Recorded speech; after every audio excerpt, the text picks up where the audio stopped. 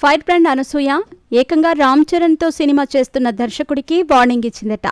విషయం ఏదైనా కుండ బద్దలు కొట్టినట్టు మాట్లాడే అనసూయ ఈ విషయాన్ని స్వయంగా వెల్లడించింది. ఇంతకీ ఆ మ్యాటర్ ఏంటో ఇప్పుడు చూద్దాం. అనసూయ భరద్వాజ్ ఒకప్పటి ఈ స్టార్ యాంకర్ నటిగా బిజీ. విలక్షణ పాత్రలతో తనకంటూ ఓ ఇమేజ్ సొంతం చేసుకుంది. క్షణం, రంగస్థలం, కథనం, పుష్ప, విమానం, పుష్ప 2, పెదకాపు చిత్రాల్లో అనసూయ కీలక రోల్స్ చేసింది. పుష్ప సిరీస్లో దాక్షాయిణిగా విలనిజం పండించింది. విమానం మూవీలో అనసూయ వేశ్యపాత్ర చేయటం విశేషం.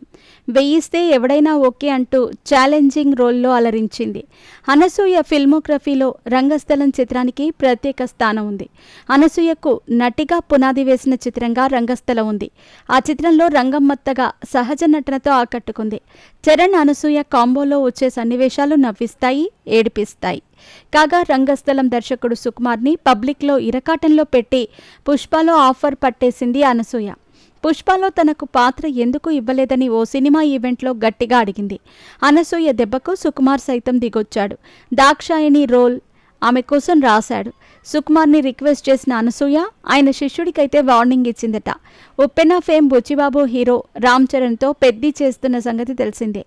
ఉత్తరాంధ్ర గ్రామీణ నేపథ్యంలో తెరకెక్కుతున్న పెద్ది చిత్రంలో రామ్ చరణ్ డీ గ్లామర్ లుక్లో సరికొత్తగా ఉన్నాడు. విడుదలైన ఫస్ట్ గ్లిమ్స్ మెగా ఫ్యాన్స్ని ఫిదా చేసింది. కాగా ఈ చిత్రంలో ఓ పాత్ర తనకివ్వాల్సిందే అని పట్టుబడుతుందట అనసూయ. ఈ మేరకు బుచ్చిబాబుకు గట్టి వార్నింగ్ ఇచ్చిందట.